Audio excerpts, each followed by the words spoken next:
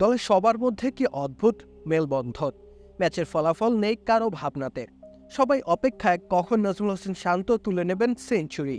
দল হিসেবে ম্যাচ জিতে আর কি এমন হবে, বরং শান্ত সেঞ্চুরি হলেই না কলামের পর কলাম জুড়ে লেখা হবে বীরত্বের স্তুতিগাথা। গল টেস্টে পঞ্চম দিনে এলো বৃষ্টির বাধা।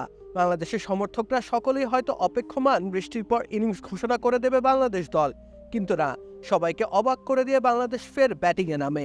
তখন শান্তর ব্যক্তিগত রান 89, সেঞ্চুরি করতে প্রয়োজন আরও 11টি রান।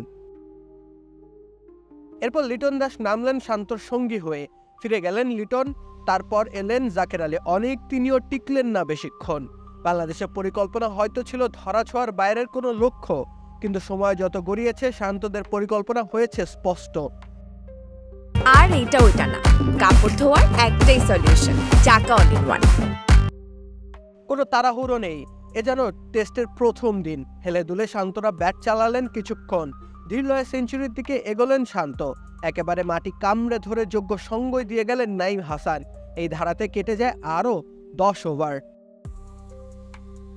বলের উইকেট তখন হয়ে উঠেছে ভয়ঙ্কর।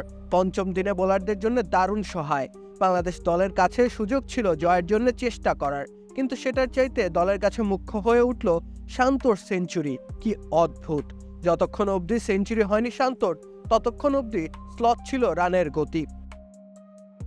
কিন্তু 3 অঙ্কের সেই ম্যাজিক্যাল ফিগার ছোঁয়ার পর শান্ত হাত খুলে খেললেন বটে। দলীয় লিডকে 300 রানের কাছাকাছি নিয়ে যাওয়ার প্রয়াস অবশেষে চোখে পড়ল, কিন্তু তাতে কি, ততক্ষণে তো সময় গড়িয়ে গেছে অনেকটুকু। তাছাড়া বাংলাদেশের দেওয়া 296 রানের টার্গেট তাড়া করার জন্য শ্রীলঙ্কার হাতে তো পর্যাপ্ত সময়ও ছিল না বাকি।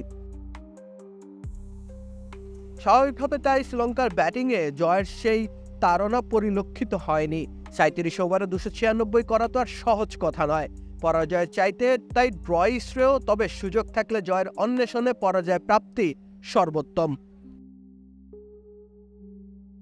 কল আন্তর্জাতিক ক্রিকেট স্টেডিয়াম থেকে রাকিব হোসেন রুম্মান, খেলা 71।